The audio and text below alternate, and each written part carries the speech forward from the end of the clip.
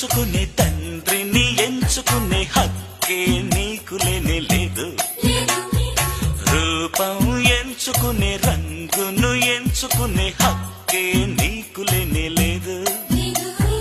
పుట్టుకనెంచుకునే మరణము నెంచుకునే హక్కే నీకు లేనే లేదు. లేదు పరిశోధించి చూస్తే నీ జీవితం ఒకటే నీ చేతుల్లో ఉంది లేరా సాధించేరా. కిక్కు ఎక్కలే